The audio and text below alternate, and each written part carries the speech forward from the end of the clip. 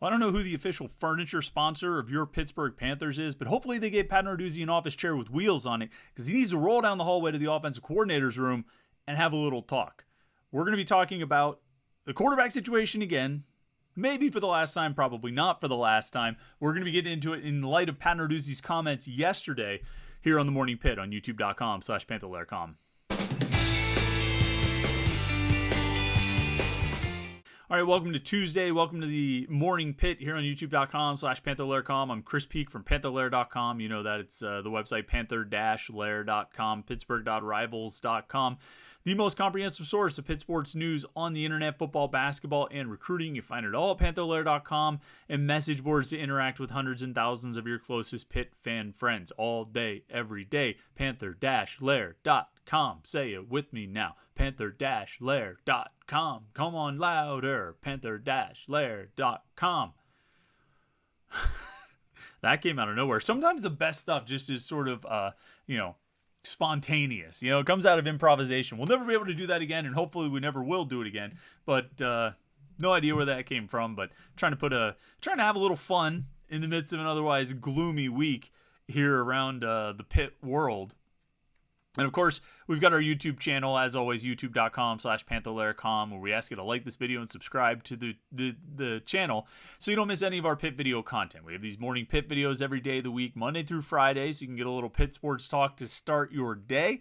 We've got our weekly live show every Wednesday night. That'll be tomorrow night at 8:30 p.m. Me and Jim Hammett will get together to talk about the West Virginia game. Jim was down there. We'll talk about everything else going on in Pitt sports and everything else that comes out between now and then, and our thoughts on North Carolina and everything else going forward. And then, of course, we have our post-game shows. Some of the best stuff we do, some of the most fun we have. Even after a loss, we have a lot of fun in the live streams here at youtube.com/Panther-Lair.com. It'll be a late one tonight, or this week, on Saturday when Pitt's got an 8 o'clock game against North Carolina. Going to be a late one the following week since Pitt's going to play at Virginia Tech at 8 o'clock. What is with these night games, these 8 o'clock kickoffs for Pitt? I'm getting a little tired of them. I think you probably are too, but the only upside is that we've all had a few drinks by the time we sit down for the post-game show, so we can kind of have a good time. And that reminds me, actually, I need to get a new bottle. I finished off that Jim Beam last week on the post-game show. I need a new bottle for this week's show. Win or lose, I think we're going to have to pass the whiskey around. You know what I mean? All right, so Pat Narduzzi held his weekly press conference yesterday. Inevitably. That's scheduled. It's what he does. Every Monday at noon, he holds his press conference. And everybody knew going into it what the conversation was going to be, knew what the main discussion points were going to be. I don't think there was any surprise about the questions that were asked or the topics that were covered. Narduzzi, knowing this as well, started off with an extended, you might even call it a filibuster. I don't think it was really a filibuster, but he talked at length for a number of minutes about the defense and the special teams from that game at West Virginia. I think he knew, and he even said as much, he knew that all the questions were going to be about offense. He knew all the questions were going to be about the quarterback, and for the most part, that was true. This was one of the longest Monday press conferences he has had in a while. I think it's the longest one he's had this season, went 22, 23 minutes or something like that.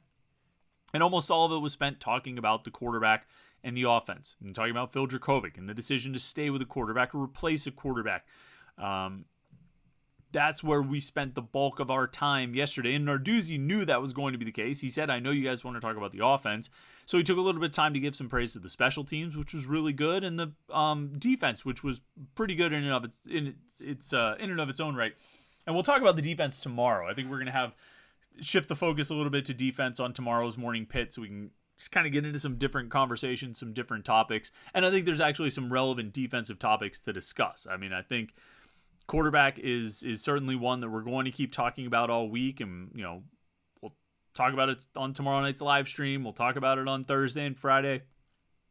It's going to be a big topic of conversation, of course, as you would expect.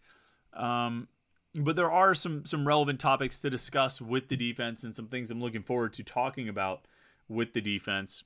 And so we'll get into that tomorrow. And I think Pat Narduzzi sort of felt the same way of like, yeah, I know we have to, and we're going to talk about the quarterback and the offense, but the reality is there are some relevant discussion topics and relevant points to make about the defense, which we're not going to do it today.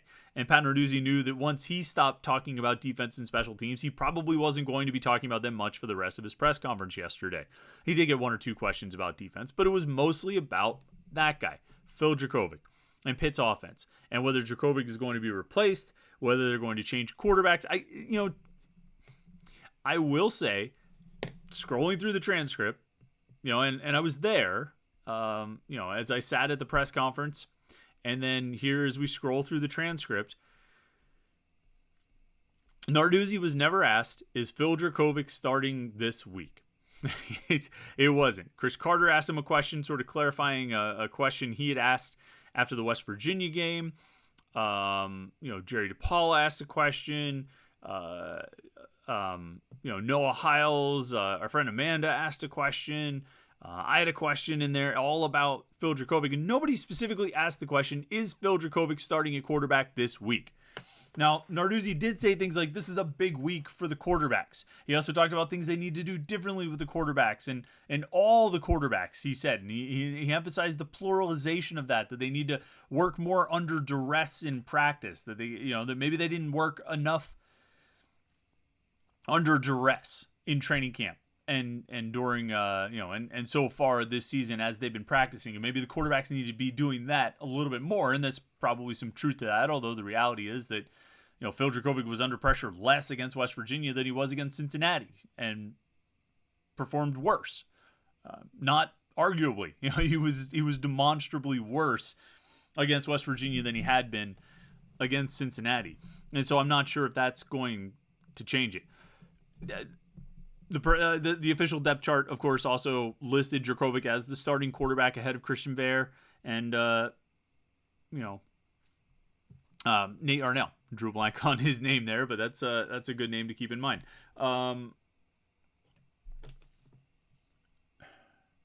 The depth chart was always going to list Phil Dracovic as the starter. And if you had told me I had to bet $1,000 heading into the press conference yesterday, I would have said, no, Pat Narduzzi is not going to say that Christian Bear or Nate Arnell are starting. I don't know what his answer would have been if we had asked him directly, is Phil Dracovic starting a quarterback? Who is going to be the starting quarterback? It might have been something like, Phil Dracovic. Our plan is to start Phil Dracovic. Maybe slightly leaving himself. He could have pulled the Kenny Pickett post ACC championship game. That's the plan, That's the plan right now, which stuck out to me as being a little bit odd and sort of it didn't really hit me all that much until like the next day when I was like, well, that's a curious answer when he's asked if you plan on playing in the bowl game, and he said that's the plan. But Narduzzi could have hit us with that's the plan about Dracovic starting on Saturday. I don't know if that decision's been made. I don't know if Pat Narduzzi knows who he wants to start at quarterback. I don't know if Frank Cignetti knows who he wants to start at quarterback.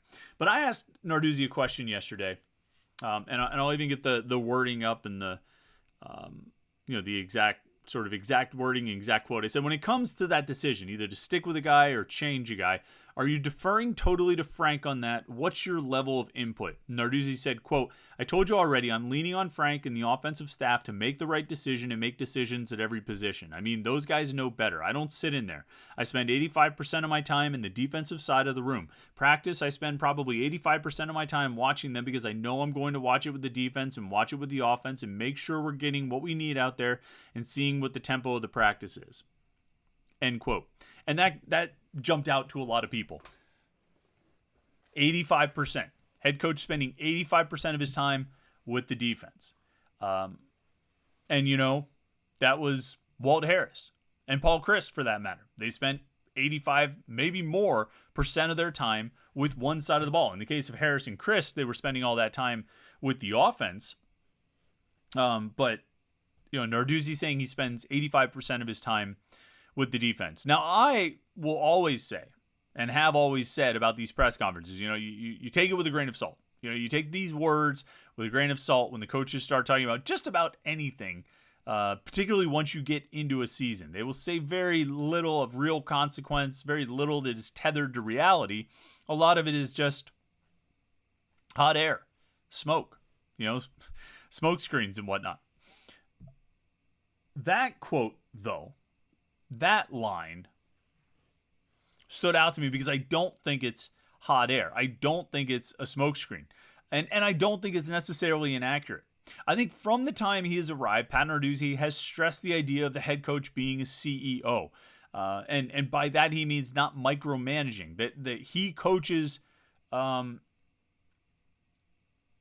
he sort of oversees the entire program. The coordinators are the head coaches of their sides of the ball. The offensive coordinator is the head coach of the offense. The defensive coordinator is the head coach of the defense. And that's how he likes it. And I think that's probably how Mark D'Antonio did it.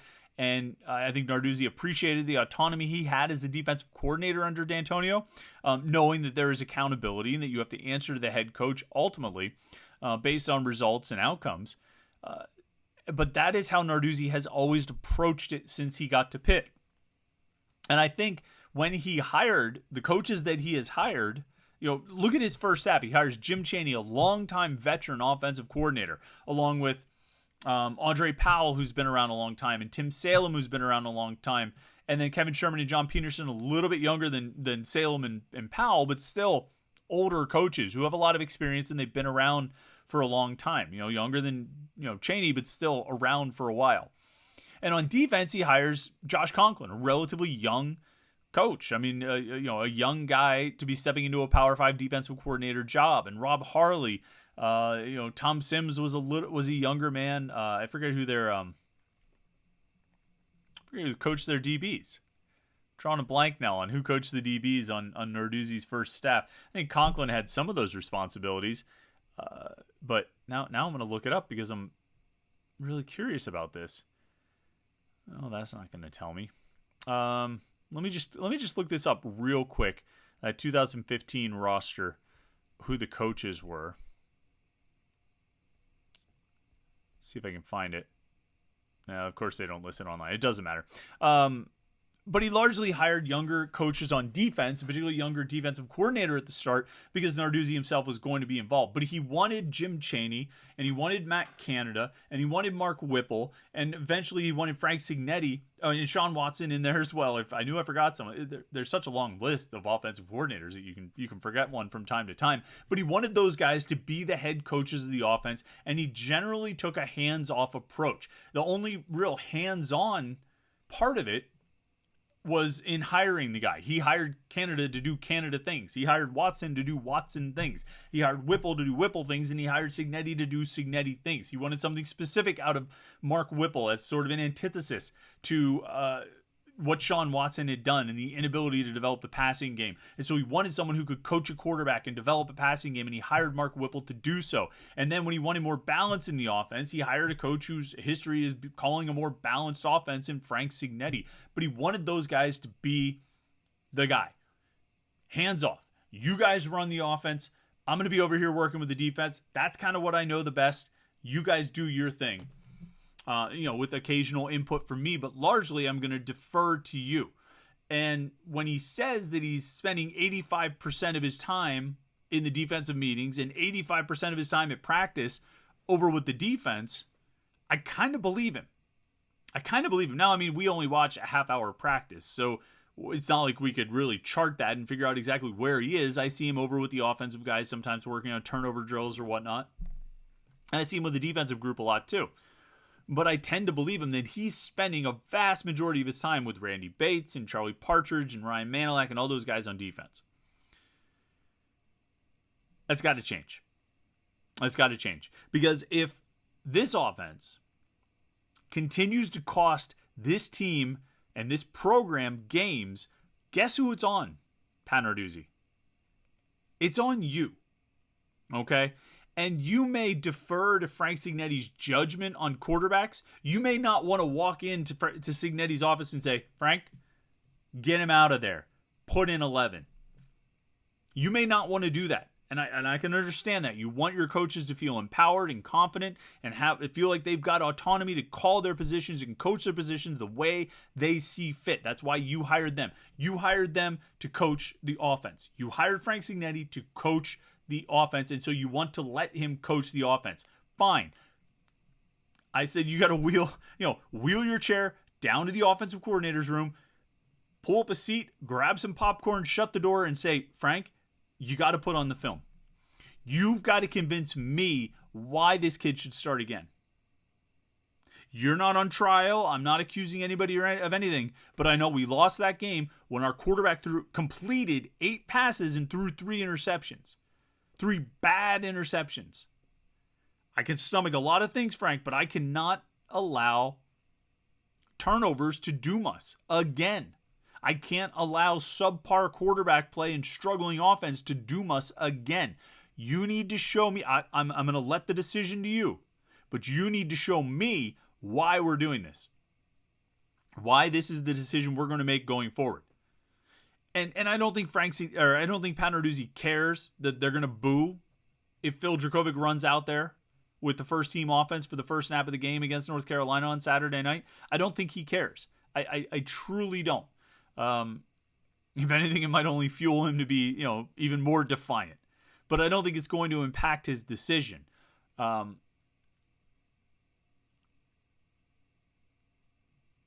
But he needs to know why that's the decision that'll be made. And if he says, no, I let the offensive coaches coach, that's fine. But you're the head coach. You have the biggest office. You have the biggest paycheck. And quite frankly, you have the most at stake. It's your job. And that's not to say that Narduzzi's on the hot seat or he's going to lose his job if this season goes south or whatever. I'm just saying it's your job. It's your record. And it's your reputation. All right, because your team is 1-2 right now. Your team is entering ACC play. You can play the game of, well, they're just non-conference games. They don't matter. We're still 0-0 in the ACC and all that stuff. That's great. Well, you're about to find out, you're 0-0 in the ACC right now. You're about to put a number in one of those columns. And if it goes in the loss column, if you're 0-1 and it's because your quarterback throws 3 interceptions again, you have to know why. This isn't some weird sports talk thing of I'm demanding that Narduzzi makes a change. I'm not gonna write a column, Chris Peak demands that Pat Narduzzi makes a change. I mean, who am I? I don't care. Nobody cares. But I do think Pat Narduzzi owes it to himself, to the program, and to everyone else who's sort of trusting him to shepherd this program. He is the man at the top of the program. And every decision, ultimately, whether he makes it or not, reflects on him. And so I don't think it's out of line at all. Even if he wants his offensive coordinator to be the head coach of the offense, I don't think it's out of line. And I don't think you're questioning the autonomy of that coaching position to walk into the office and say, you need to show me why this makes sense. Because as I sit here and look at it, we just lost a game where we scored 2 field goals. We lost a game where we gave up 200 yards. We lost a game where we gave up the longest scoring drive we allowed was a 46-yard drive for a touchdown. We played well enough to win on defense. We played well enough to win on special teams. We threw 3 interceptions and only scored 2 field goals. You need to show me why I don't have a better option at quarterback. And I don't know if they have a better option. I mean, to be completely honest with you, I don't know about Christian Baer. I've only seen, I've watched the clip of the Rutgers game like everybody else has. I've, watched some passes in practice. Not a lot. Talked to some people here or there. I don't know if Baer's good enough to get them to 10 wins or something like that, or 9 wins or 8 wins. I don't know what his ceiling is. I don't know what his floor is. I only know a little bit here and there about what his strengths are and what his weaknesses are. But I am fairly confident, and I've been told by people who would know about this better than me, that he's at least good enough to win a game when you hold the opponent to 200 whatever yards and only 17 points. That he's good enough not to throw those 3 interceptions. Because look, you want to play with that crap, I shouldn't say crap, that's especially derogatory, but if you want to play with that game plan of just run the ball and try and protect your quarterback and not throw the ball at all, you want to play that way? Okay, it's not what I would choose to do, but in the West Virginia game, I understand, because guess what? West Virginia stinks. I don't want to hear any more about they're a good team. They're not a good team. They didn't play a good game. It's just they played against one of the worst performances you're ever going to see from a quarterback. You hope. One of the worst you ever see. But if you wanted to play that way against them, okay, I think you could probably have done it and won if you just had like a Nate Yarnell Western Michigan level performance. Which, incidentally, Nate Yarnell did that. He operated that kind of offense. He handed it off a bunch of times and made like 3 or 4 really good throws and didn't turn the ball over. He didn't have an interception in that game, did he? If he did, he didn't kill the team with picks like Phil Dracovic did on Saturday night. Like, I sit here and I say, I don't know how you can not make a change. If I'm Pat Narduzzi, I have to be asking myself that same question. And more importantly, I have to be asking Frank Cignetti that question. Because if you leave it to Cignetti, right? Let's say Pat Narduzzi continues to spend 85% of his time with the defense. Let's say Pat Narduzzi just continues to focus all his energy there and says, Frank, it's your offense. You run it as you see fit. You put the game plans together that you think makes sense. You leave in the players that you think make sense. All that stuff, that's all on you. All right? And let's say he continues to go down that path. Well, maybe at the end of the season, he'll have just cause to change offensive coordinators. Maybe his comments yesterday about having only 85% of his time with the defense, maybe he's creating some separation there, putting all of it on Cignetti. I don't know. But I don't think you need to go that route to accomplish your goals. I think as a head coach, it's your responsibility to know why these decisions are being made. You don't necessarily need to undermine every decision that's being made. You do retain a certain veto power, but you don't have to automatically just cancel everybody else out and just micromanage every decision. But I do think it's well within the realm of your job description to get an answer on that.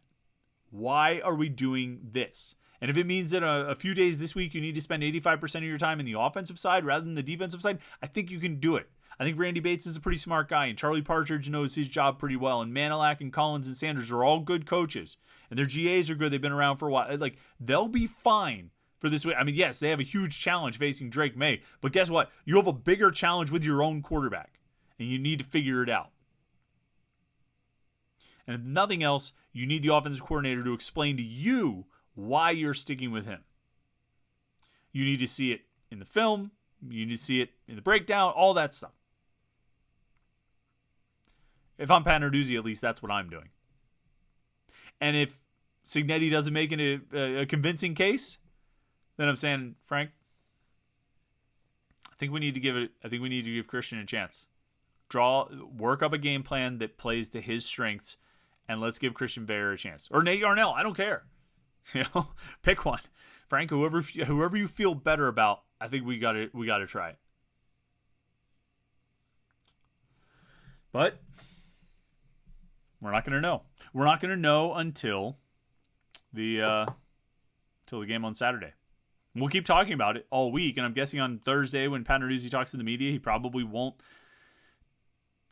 I'm guessing he won't say that anything's different about the starting job at quarterback. It would be hella interesting if he came around and said, we'll make that announcement on Saturday. Woo, that would create a lot of intrigue. Put a little bit of pressure on North Carolina to prepare for 2 quarterbacks as opposed to 1, which they should already be doing anyway.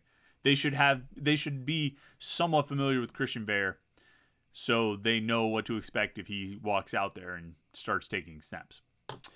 All right, I think that's about it for today. Make sure you like this video and subscribe to our YouTube channel, youtube.com/Panther-Lair.com, and go check out the website, Panther-Lair.com, Pittsburgh.rivals.com. Thanks for tuning in today. It's been a lot of fun, as always. We'll keep talking about this stuff this week. Tomorrow's defense day. We're talking some defense on Wednesday just to mix it up a little bit, but we'll have plenty of quarterback talk leading into the game for sure. All right, enjoy your Tuesday. Hope you've had a great start to the week, and we will talk to you tomorrow on the Morning Pit right here, youtube.com/Panther-Lair.com.